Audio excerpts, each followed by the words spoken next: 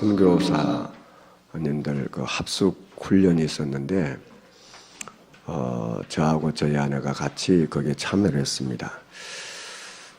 근데 이제 독일에서 사역하고 있는 홍창호 선교사라고 이 선교사님과 같이 식사를 하는데 이 선교사님은 그런 얘기를 하는 거예요. 독일이라고 하는 나라는 종교 개혁을 일으킨 그런 나라입니다. 그리고 우리가 알다시피 독일 사람들은 굉장히 성실하고 정직하고 또 이렇게 실력이 있는 사람들이거든요. 그런데 다 세상적으로는 인간으로 참 존경스럽고 대단한데 딱 한 가지를 모르는 거예요. 그게 뭘 모르냐면은 우리 인간을 망하게 하고 죄짓게 하고 결국은 지옥으로 끌려가는 이 사단의 정체만을 모르는 거예요. 이 예수 그리스도를 전해보면 이분들이 무슨 생각을 갖고 있냐면 우리는 종교개혁을 일으킨 나라다. 그런 대단한 자부심을 갖고 있는데 성경의 가장 중요한 우리 인간을 망하게 하는 그 존재를 부정하는 거예요. 요한일서 3장 8절에 하나님의 아들이 오신 것은 마귀를 멸하러 오셨다고 그랬거든요. 모든 문제를 가져던 이 원인 제공자인 것을 모르는 거예요. 또 중국에서 오신 선교사님과 같이 얘기를 해보니까 여러분 알다시피 중국은 공산주의 사상이 있잖아요. 하나님 없는 사상이잖아요. 하나님 없는 사상이니까 결국은 이런 얘기를 하면 전혀 못 알아듣는 거예요. 그래서 제가 이 선교사님들 대화를 하면서 보니까 그렇구나. 이것은 우리나라뿐만 아니라 독일도 이 중국도 전 세계가 똑같구나. 이런 것을 또 다시 확인을 하게 됐어요. 그래서 이제 선교사 합숙을 하면서 우리 신학교에서는 무슨 일을 하게 됐냐면 어떻게 하면 전 세계 신학교를 세우는 일을 우리 학교가 좀 도움을 줄까 그런 생각을 하다가 이 해외 신학교들이 다 열악하고 힘들기 때문에 이런 학교에 교수님이 갈 수가 없지만은 우리 학교에서 강의하는 걸 갖다가 잘 이렇게 촬영을 해서 이런 학교에 보내주면 도움이 되지 않겠나 이런 생각을 가지게 됐습니다. 그래서 지난 주간에 원하는 이미 신학교라는 조직을 갖추고 있는 그런 나라 또 원하는 사람들을 불러 모았는데 12개 나라 14개 신학교하고 저희하고 이제 소위 말해 자매교를 맺어졌습니다. 그런데 우리는 어떻게 그 학교들을 돕냐면은 전체 과목을 다 할 수 없으니까 일단 대표적으로 5과목만 강의를 하시는 교수님을 통역하는 교수를 붙여가지고 촬영을 하는 겁니다. 동영상 제작을 하는 거예요. 그래서 그걸 갖다가 이제 그 신학교들 원하는 신학교에 보내주는 겁니다. 자 그러면은 신학교들의 제일 큰 문제가 뭐냐면 교수 문제예요. 그 다음에 재정 문제인데 우리는 재정을 우리가 감당할 수 없지만 교수 부분에 상당한 많은 부분을 우리가 해결해 줄 수 있는 거거든요. 그 다음에 어떻게 행정을 해야 되는지 행정 서류 같은 거 저희가 다 도와드리고 이렇게 하는 일을 하게 됐습니다. 왜 그러냐면 지금 우리나라뿐만 아니라 전 세계 복음화를 하는 데 있어서 가장 빠른 방법이 뭘까 하는 겁니다. 여러분 누가 뭐래도 정말 그리스도 이 복음을 정확하게 전하는 목회자, 선교사, 신학자들이 세워져야만 그 나라 복음운동을 할 수가 있습니다. 이 땅에 많은 신학교들이 있고 많은 목사님, 선교사님, 신학자들이 있지만은 정말 이 복음을 전할 수 있는 사람들을 세워놔야 되는 거잖아요. 그래야만이 세계복음화를 빨리 할 수 있는 겁니다. 그래서 이제 저희가 생각해낸 게 기도하면서 생각해낸 게 우리가 할 수 있는 게 뭐냐 이런 것을 헌신을 하자. 물론 이 일을 하려고 하니까 여러 가지 일들이 참 많이 있어요. 교수님들한테 일단 양해를 구해야 되지만 교수님들이 강의하는들 그걸 영어로 통역해도 녹화할 때 그 교수님 굉장히 부담되거든요. 그런 문제, 그 다음에 통역하는 또 교수님 또 초빙을 해야 되죠. 그 다음에 또 촬영할 사람을 또 세워내야 되죠. 그냥 또 되는 게 편집을 해야 되죠. 이런 여러 가지 비용도 들고 절차도 복잡하지만 이건 우리 학교가 할 수 있다 해서 이제 일을 하게 되는 겁니다. 그래서 이제 12개 나라 14개 신학교를 저희가 이제 지금부터 작업을 해서 원할 때 우리가 자료를 보내줍니다. 제가 그 일을 하면서 무슨 생각하게 됐냐면 우리가 이 땅에 살아가면서 내가 할 수 있는 헌신이 뭔가? 내가 할 수 있는 헌신. 내가 할 수 없는 것은 할 수 없잖아요. 그러나 내가 할 수 있는 헌신이 뭐냐 말이에요. 그런데 내가 할 수 있는 그 헌신이 하나님이 원하시는 것이고 그분에게 꼭 필요한 것이고 그 가정에 꼭 필요한 것을 우리가 한다면 그것처럼 복 있고 가치 있는 게 없잖아요. 만약에 우리가 헌신하는데 내 이름을 드러내고 싶은 헌신, 남들에게 인정받고 칭찬받고 싶은 헌신, 그것은 헌신은 헌신이지만 아름다운 헌신은 아니죠. 그렇지 않습니까? 우리가 조금 뭔가를 할 수 있다면 이 할 수 있는 일이 하나님이 기뻐하는 거냐 말이에요. 우리가 조금 할 수 있는 일이 그분에게 실제 도움이 되냐 말이에요. 그 가정에 도움이 되냐 말이에요. 우리가 그걸 한다면 그것처럼 복 있는 게 없잖아요. 역대상 29장 14절에 보면 다윗은 하나님의 성전 짓는 게 그의 인생 모든 이유였어요. 그래서 온 백성들과 함께 우리가 성전 짓는데 우리가 좀 마음을 담자 해서 다윗을 비롯해서 온 백성들이 성전 지을 준비를 다 했어요. 자기들의 소중한 걸 다 내서 성전을 지을 준비를 다 했어요. 그리고 다윗의 고백입니다. 역대상 29장 14절에 보면 주의 손에서 받은 것으로 주께 드렸을 뿐입니다. 우리 대단한 것이 아니고 주님께로부터 받은 거, 그걸 가지고 우리가 주님께 드렸을 뿐입니다. 이 고백하는 거예요. 이게 아름다운 헌신의 모습 아닙니까? 하나님께서 나이 80인 모세를 부르셨습니다. 맞으면 쫓겨다니고는 모세를 불렀어요. 왜 그랬을까요? 나이 40대 힘이 넘치고 능력 있고 모든 사람 모든 일을 할 수 있을 만한 그 모세를 부른 것이 아니고 왕궁의 대단한 위치에 있을 때 부른 것이 아니고 아무 힘도 없는 쫓겨다니는 신세고 나이 많은 모세를 하나님 부르셨어요. 왜 부르셨을까요? 하나님은 하나님의 일을 하는데 우리 인간의 능력을 필요하지 않습니다. 여러분 이 사실 꼭 아셔야 돼요. 자, 그러니까 모세가 고백하잖아요. 하나님 내가 무엇이길래 어떻게 감히 바로에게 내가 갑니까? 내가 도대체 누구길래 저 애굽에 있는 내 백성을 건져내서 이렇게 가나안 땅에 오게 합니까? 내가 뭔데? 나는 그런 사람이 아닙니다. 고백 맞잖아요. 이때 출애굽기 3장 12절에 하나님이 모세에게 말씀해요. 내가 반드시 너와 함께 하겠다고 했어요. 그 말은 무슨 말입니까? 모세 너 능력이 필요한 게 아니고 내가 너를 사용해서 이 모든 일을 이루어 가신다 그 말이에요. 저와 여러분에게 참된 축복 중에 축복이 뭘까요? 하나님이 함께 하시는 겁니다. 저와 여러분에게 참된 응답 중에 응답이 뭡니까? 하나님이 우리와 함께 하는 거예요. 우리에게 능력 중에 능력이 뭡니까? 하나님이 나와 함께 하는 거예요. 하나님께서 그 시대에 바로라고는 어마어마한 왕을 사용하지 않았어요. 왜 그렇습니까? 바로는 하나님 필요 없거든요. 왜냐하면 내가 왕권을 가지고 힘이 있으니까 그거 의지하고 사는 사람인데 하나님은 필요 없어요. 하나님은 하나님의 그 시대에 바리새인을 사용하지 않았어요. 왜 그랬을까요? 바리새인은 아주 훌륭하고 정말 규모 있고요. 율법 잘 지키고 열심인데 왜 바리새인을 사용하지 않았을까요? 그들은 그리스도가 필요가 없어요. 내가 열심히 살면 되고 내가 율법 잘 지켜서 구원받는다고 하는데 하나님의 은혜가 필요 없잖아요. 그러니까 쓰임받을 수가 없는 거예요.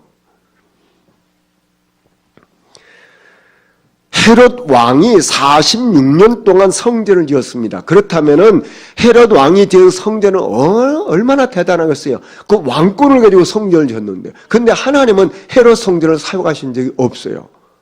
왜 그럴까요? 그건 하나님의 능력이 필요 없어요. 왕의 능력만 필요한 거죠.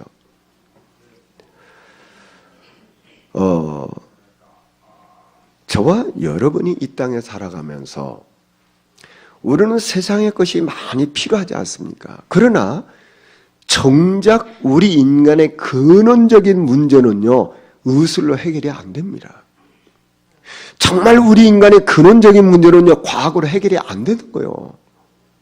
여러분, 사람의 그 영혼을 사로잡고 그 영혼을 갖다 완전히 끌고 다니고 그 영혼을 결국은 지옥까지 끌고 가는데 과학이 해결합니까? 의술이 해결하냐 그 말이요. 경전이 해결하냐 그 말이요. 물론 그분들이 다 훌륭하고 똑똑한 분들 아닙니까? 그러나 눈에 안 보이는 이 영적인 흑암의 세력을 이길 수가 없다 그 말이요. 그런데 아무리 사람이 부족해도 어느 날 하나님의 은혜가 임해서 그리스도가 그 영혼 속에 들어가면 그 인간이 바뀌어요. 사람이 바뀝니다. 하나님의 말씀이 들려지고 믿어지게 되는 거예요. 여러분, 왜 우상숭배를 한지 아십니까? 저는 오랫동안 우상숭배했기 때문에 압니다. 왜 우상숭배할까요? 좋아서 합니까? 아닙니다. 복받기 위해서 우상숭배합니다. 왜 제사 지냅니까? 저는 오랫동안 제사 지낸 사람이기 때문에 압니다. 제사 지낸 이유는 뭐예요? 왜 제사 지내죠? 복받기 위해서요. 복받으면 다 되는 거예요. 복받으려고 우상숭배하고 복받으려고 제사 지내고 그러는 거예요. 그럼 복받으면 다 끝나버리는 거 아닙니까? 근데 저와 여러분은 하나님 앞 예배해요. 왜 예배합니까? 복받으려고요? 물론 그 복은 따라오는 건데요. 우리가 구원받은 은혜가 감사하면 예배가 되어지고 기도가 되어지고 찬양이 되어지는 거예요. 그게 하나님의 은혜예요. 얼마 전에 우리 이대영 집사님이 오후에 찬양 예배를 인도하시다가 우리 상률이 얘기하는 거예요. 우리 상률이가 얼마나 힘이 넘치는지요. 지칠 줄 몰라요. 자, 그런데 우리 집사님 얘기입니다. 오늘 아마 이제 상률을 들어놓고 얘기했나 봐요. 야, 겨울이 되면 아빠가 전에보다 일이 없으니까 수입이 적어진다. 그러니까 좀 전략을 해야 된다. 아마 이런 얘기를 이제 아빠가 했나 봐요. 근데 애가 그걸 아마 알아들었나 봐요. 어느 날 우리 집사님이 일을 하고 왔더니 1,000원을 아빠한테 주더라는 거야. 왜 이거 주냐? 아빠 어렵잖아. 1,000원을 준다는 거예요. 그리고 애가 화장실에서 세수를 하는데 불을 안 켜고 세수를 하더라는 거야. 야, 불 켜야지. 전기세 많이 나가, 전기세. 애가 그렇다는 거예요. 그러니까 아빠가 이 얘기를 하면서 아주 흐뭇해 하는 거잖아요. 그 우리는 막 개구장이고 뭐 이게 뭐 팔팔 뛰고 뭐 그런데 얘가 뭐가 있겠나? 아니라니까. 뭔가 알아듣는다니까 애들이요. 여러분 보시죠. 우리가 참 아무 철없는 애들도 내가 해야 될 일이 뭔가 이런 생각을 하는 거예요. 성경에 보면 오바다라고 하는 참 귀한 분이 그 핍박 시대에 선지자 100명을 숨겨줍니다. 여러분, 한 사람을 숨겨주고 밥을 먹여주는 것도 쉬운 게 아닌데 100명을 숨겨줘요. 대단한 분 아닙니까? 그 헌신과 그 수고가 얼마나 귀한 겁니까? 그럼 왜 그랬을까요? 자기 이름 드러내기 위해서 아니에요. 정말 하나님을 위해서 내가 복음을 위해서 내가 할 수 있는 일이 뭐냐? 그거 찾아낸 거 아니겠습니까?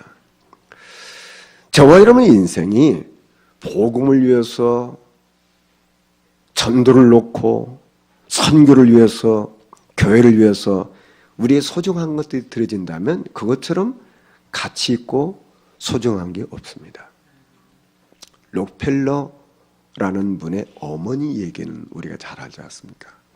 그 록펠러 어머니가 어린 록펠러에게 늘 그런 얘기했대요. 얘야, 주머니가 2개가 있지 않니?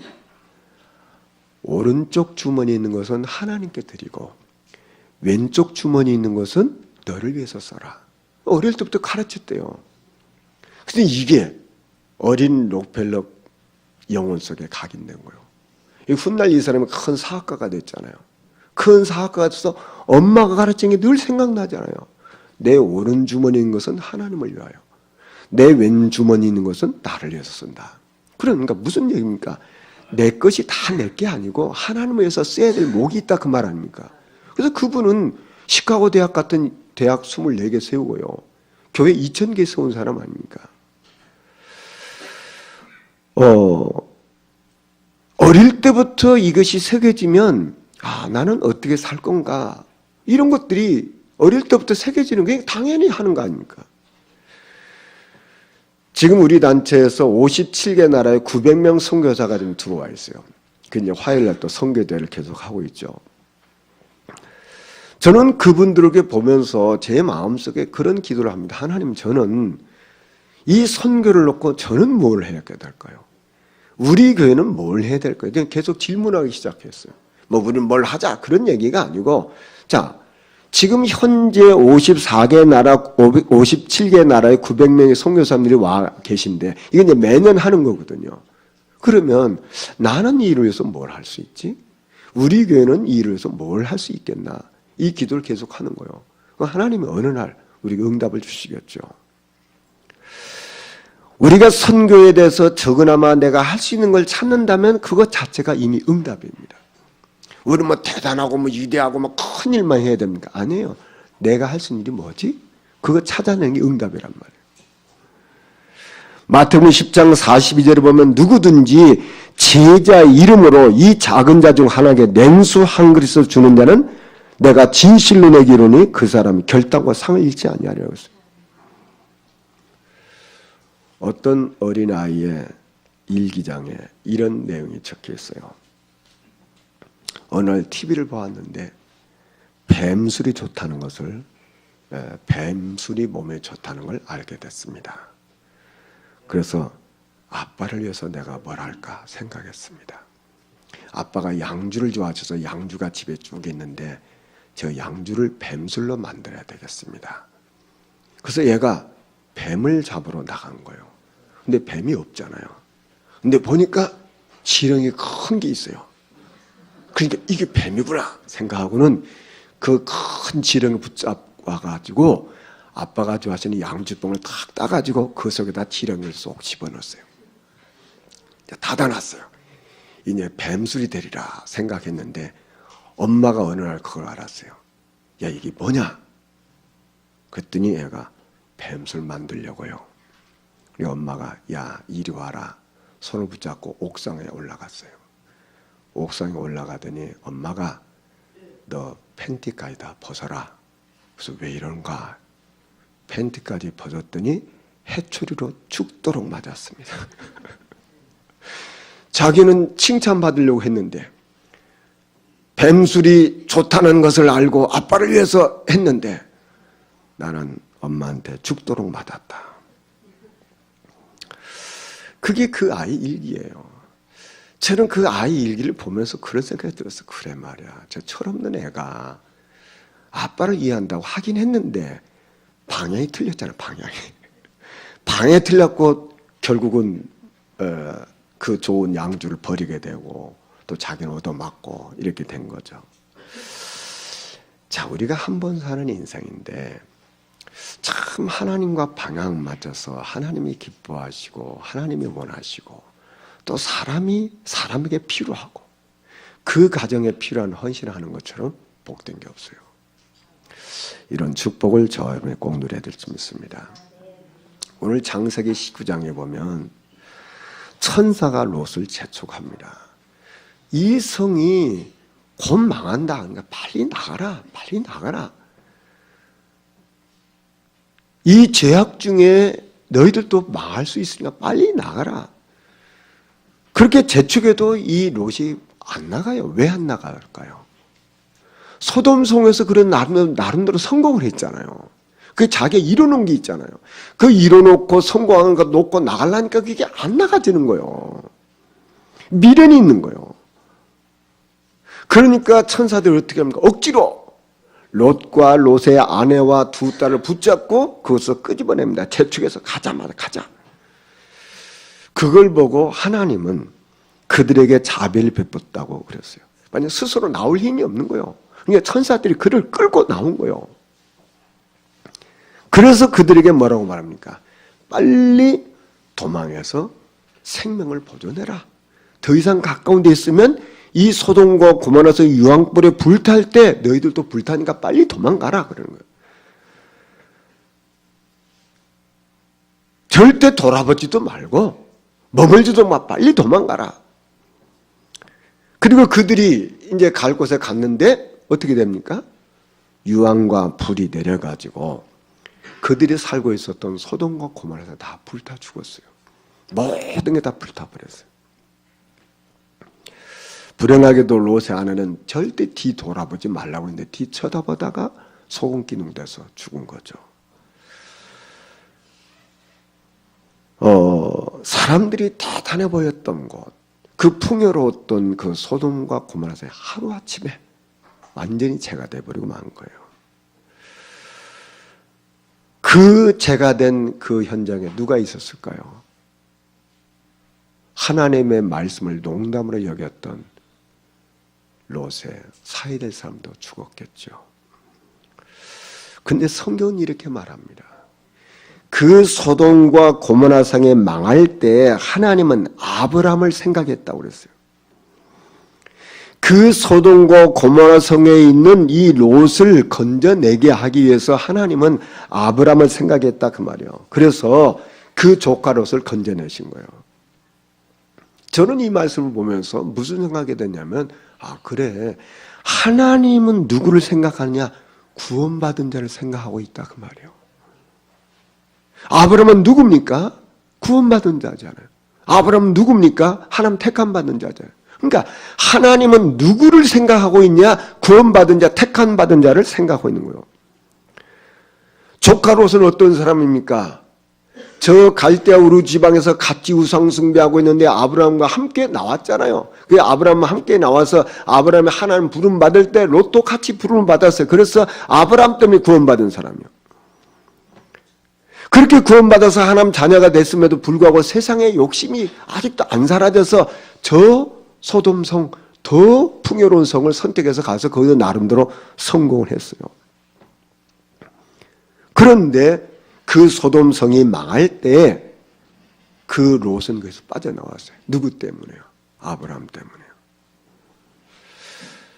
우리가 이 땅에 살아가면서요, 축복된 자와 같이 있는 그 자체가 축복입니다. 그렇지 않습니까? 내가는 부족고 연약해도 축복의 사람과 같이 있으면, 인도를 받는 사람과 같이 있으면 나도 모르게 같이 인도받아요. 근데 자꾸만 불신하고 염려하고 뭐 못된 짓 하고 그런 사람 옆에 있으면요, 자기도 모르게 그 저주를 같이 받는 거예요. 저는 오늘 이 말씀을 생각하면서 한 사람 때문에 사는구나. 하나님이 아브라함을 생각해서 그 시대에 하나님 앞에 무릎 꿇는 한 사람을 하나님을 생각하시는구나. 그렇다면 정말 가정복음화를 위해서 무릎 꿇는 한 사람을 통해서 그 가정을 구원하시는구나. 여러분, 교회에 하나님 앞에 정말 하나님의 소원에 방향 맞춘 무릎 꿇는 한 사람 때문에 교회가 살아나는 거예요. 저는 하나님 없는 가정에서 태어나다가 하나님의 은혜로 하나님을 알게 됐어요. 그래서 제 마음속에 제가 하나님 자녀 된 다음에 제가 붙잡고 있었던 말씀이 하나가 있어요. 사도행전 16장 31절 주 예수를 믿어라. 그래야만 너와 내 집이 구원을 받으리라. 저는 이 말씀을 붙잡고 몇 년 동안 기도를 하기 시작했어요. 그래서 하나님의 은혜로 저희 가족들이 예수를 믿게 됐어요. 제가 지난 토요일 날 우리 가족들을 한번 같이 모이자고 해서 모였어요. 왜냐하면 다음 달 10일 날 제 아들이 이제 결혼을 합니다. 결혼을 하니까 우리 가족들이 아무래도 한번 모여서 인사도 하자. 그래서 이제 어머니 모시고 제가 서울 가고 형제들이 다 모였습니다. 모였는데 제가 그래서 한 일이 뭐냐면 우리 먼저 예배 드리자 그랬어요. 그때 우리 가족들이 다 같이 예배를 드렸어요. 근데 저는 예배를 드리면서 하나님 앞에 너무너무 감사한 거예요. 그래 말이야. 우리가 이렇게 가족들이 모여서 예배할 수 있다는 게 얼마나 큰 축복이냐. 우리는 뭐 세상적인 축복을 받고 안 받고 그걸 떠나서 우리 가족들이 모여서 예배 드린다는 그 자체가 저는 응답이고 축복을 알게 됐어요. 너무너무 제 마음은 뭐 다른 형제가 어떤 생각을 하고 있는지 몰라도 제 마음은 감동이 오더라고요. 우리 가족들이 예배할 수 있다는 게 너무 감사한 거예요. 그런데 제 막내 동생이 조금 사업하는 친구인데 좀 일해서 좀 늦게 왔어요. 늦게 오면서 이제 조카들 데리고 왔어요. 왜 형제들끼리만 모이겠는데 조카를 데리고 왔어요. 근데 그 조카를 보는 순간 제가 또 무슨 생각이 들었냐면은 제 막내 동생이 결혼했는데 애가 없는 거예요. 왜냐면 결혼해서 이제 애가 없으면 좀 뭐 한 1년, 2년을 이렇게 좀 기다리잖아요. 근데 나중에 점점 세월이 지나가면서 자꾸 불안해지니까 제 막내 재수가 저한테 이 재수가 제가 이제 시아주 우버점이니까 좀 어렵잖아요. 어려운데도 저한테 전화를 해가지고 아주버님 제가 애가 없는데요. 기도해 주세요. 기도해 주세요. 그러는 거예요. 그래 우리 같이 기도하자고 같이 기도하자고 이제 그랬는데 세월이 지났어요. 세월이 지나서 결혼한 지 벌써 몇 년이 세월이 지나서 임신을 한 거예요. 그럼 임신한도 다 애를 낳는 건 아닌데 그래도 하나님의 은혜로 이렇게 임신을 해서 애가 뱃속에서 잘 자라고죠. 애가 이제 태어난 거예요. 태어났는데 여러분 우리 여자분들 알다시피 애 이렇게 출산할 때 얼마나 힘듭니까? 출산하자마자 저한테 전화한 거예요. 아주버님이 애를 낳았어요. 애를 낳았어요. 아니 그러는 거예요 이게. 아니 지금 그 이 막내 재수가 저를 굉장히 어렵게 여길 수 있는 사람인데 저한테 막 너무 기뻐갖고 막 애를 낳았다고 그러면서 아주머님 제가 애 이름을 뭘로 진지하서 그걸 뭘로 줬어요? 그랬더니 기쁨이라고 줬어요. 너무 기뻐서요. 그러는 거예요. 이제 그렇게 지냈던 그 애가 지금 커가지고 대학을 졸업하고 직장생활을 하고 있는 거예요. 참 이게 하나님의 은혜구나. 그래서 구원받은 한 사람은 가정에 축복을 심는 사람이구나. 저는 그 일의 증인이잖아요. 우리는 참 뭐 부족하고 뭐 별 볼 일 없는 사람인지 몰라도 구원받은 나 한 사람 때문에 가정의 역사가 일어나는 거예요. 여러분 소돔과 고모라 성의 유황불이 떨어질 때까지 그 성에는 아무 문제가 없었습니다. 행복했고 즐거웠고 풍요로웠고 뭐 아무 문제 없었어요. 그런데 어느 날 소돔과 고모라 성은 유황불이 떨어져서 그 성이 완전히 망했어요. 여러분 사람이 미래를 준비하지 않는 사람 보고는 뭐라고 말합니까? 어리석은 사람이라고 말합니다. 어린이들이 보는 그 책에 보면 그 우화에 보면 개미와 배짱이 얘기가 나와요. 이 추운 날 어느 날 배짱이가 먹을 것이 없어 개미한테 찾아서 먹을 걸 달라. 그 얘기예요. 왜 이런 일이 일어났냐? 여름에 그 더울 때 개미들은 땀을 뻘뻘 흘리면서 겨울을 준비하고 식량을 준비해놔요. 그래서 이제 뭐 일을 할 수 없는 겨울이 왔을 때는 준비해놓은 식량을 먹고 그들은 살고 있어요. 근데 배짱이는 뭐 여름에 뭐 어떻게 더욱게 일을 해. 그냥 나갔지 놀지. 그러니 그 놀다가 어느 날 겨울이 오니까 먹을 게 없어요.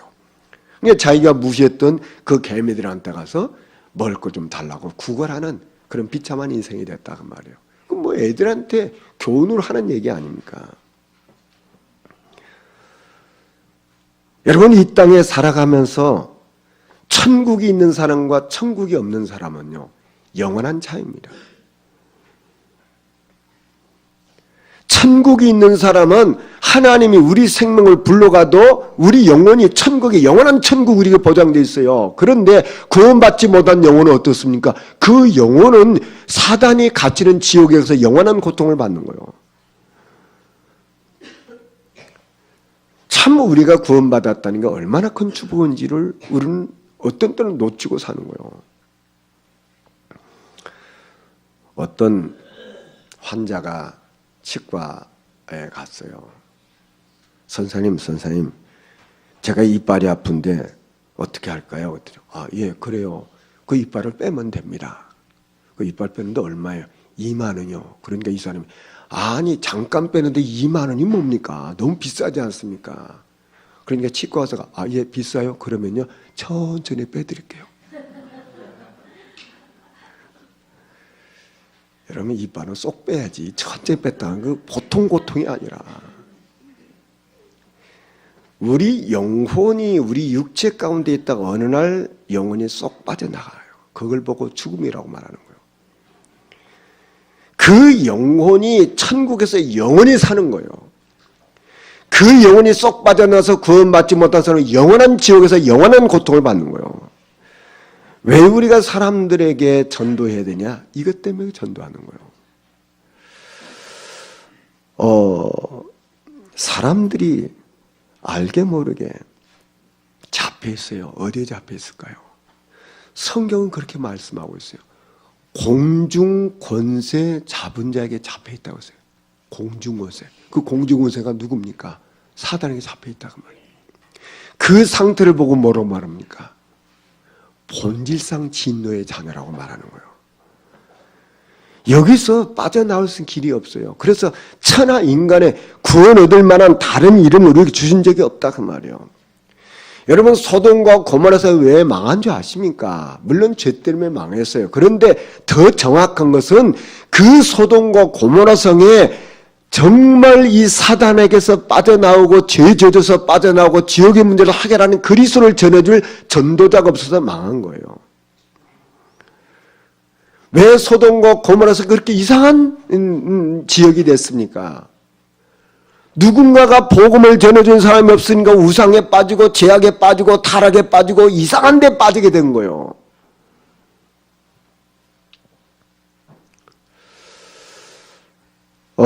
정말 우리가 이 사실을 안다면, 지금 사람들이 자기도 모르게 그 영이 잡혀가지고 끌려다니고 있구나. 그러니까 그 마음에 평안이 없잖아요. 안식이 없잖아요. 참된 소망이 없잖아요. 그러니까 마음이 괴롭고 힘든 거예요. 이걸 갖다 다른 것으로 뭐 채워보려고 막 하는 거예요. 그게 채워보려고 너 채워집니까? 그게 채워지지 않으니까 어느 날 다 속이고 있다 어느 날 텅텅 터지는 거예요. 그게 지금 사회 문제입니다. 우리 주님께서 제자들이 이렇게 말씀했어요. 너희는 가서 모든 족속으로 제자를 삼으라고 했어요. 왜 모든 족속으로 제자를 삼으라고 했을까요? 그 현장에는 하나님이 예비하는 영혼이 있다 그 말이에요. 그 예비한 영혼을 찾으라 그 말이에요. 사도행전 13장 48절에 보면 유대인들이 이 복음 전하는 걸 계속 시기해요. 계속 비방해요. 그런데 이방인들이 듣고 기뻐요. 하나님의 말씀을 찬송하며 영생 주시기로 작정된 자는 다 믿더라고 했어요. 아무리 유대인들이 방해하고 핍박하고 조롱해도요, 하나님이 예비된 영혼들이 있다 그 말이에요. 구원받기로 작정된 영혼들이 있다 그 말이에요. 그 사람들은 말씀들은 반응하고 살아나는 거예요. 여기 우리 강릉에 집사님 권사님 계시잖아요. 지난주에도 저도 좀 일이 있었고 우리 집사님들도 뭐 지금 강릉 그 올림픽 하니까 얼마나 바쁩니까? 그래서 제가 갈까 말까 하다 가도 되겠으니 아유 목사님 오세요. 그래서 제가 사역을 갔잖아요. 예배를 드리고 났는데 우리 집사님 미리 한 분을 딱 연결해놨어요. 그래서 딱 예배 드리고 났는데 그분이 오셨어요. 그래서 뭐 제가 한 게 뭡니까? 여러분이 하고 있는 복음 소식 있잖아요. 그거 판 가지고 설명해주고 예수 영접 초청했어요. 이분이 깨끗하게 예수님을 마음에 모셔요. 하나님 자녀가 됐어요. 근데 강릉이니까 우리 집사님들이 사역을 하시라고 하고. 그래서 제가 그 다음부터 또 카톡으로 제가 말씀을 한 절씩 보내주세요. 보니까 계속 확인하고 있어요. 참 감사하죠. 우리가 뭐 대단한 일, 뭐 큰일을 합니까? 내가 할 수 있는 일, 내 주변에서 내가 할 수 있는 일 찾아 하는 겁니다. 그러면 분명히 우리 주변에는 이렇게 하나님이 구원하시기로 작정된 사람들이 있다 그 말이에요. 이 사람을 찾아내서 우리가 그 일을 하는 거예요. 어디 가서 뭘 대단한 일을 합니까? 그런 일을 하나도 돼요. 내가 있는 이 현장에 정말 예수가 그리스도를 전하게 되면 여기에 예비된 심령들은 하나님의 말씀을 듣게끔 돼 있고 이 사람들을 구원받게끔 돼 있다 그 말이에요. 우리 이 사람들 찾는 거 아닙니까? 이게 하나님이 기뻐하는 거예요. 저와 여러분 인생의 일에 쓰임받기를 주 여러분으로 축원합니다. 우리 말씀 정리하겠습니다. 정말 우리에게 참된 능력이 뭘까요? 하나님을 바라보는 그 자체가 참된 능력입니다. 우리가 이 땅에 살아가면서 복음을 위해서 산다고 한 것처럼 가치 있는 게 없어요. 하나님은 아브라함을 생각하셨어요. 하나님의 생각 속에 누가 있습니까? 구원받은 사람이 하나님 생각 속에 있어요. 하나님 생각 속에 누가 있습니까? 저와 여러분이 하나님 생각 속에 있어요. 그래서 저와 여러분을 통해서 그 가정이 구원받고 저와 여러분을 통해서 우리의 모든 주변에 살기를 원하시는 거예요. 그래서 하나님의 관심은 영혼 살린 데 있기 때문에 우리는 예배된 심령을 찾아내는 겁니다. 이게 우리 인생이에요. 이런 축복 누리기를 주 이름으로 축원합니다. 우리 말씀 생각하시면서 우리 잠깐 기도하시겠습니다. 하나님 감사합니다.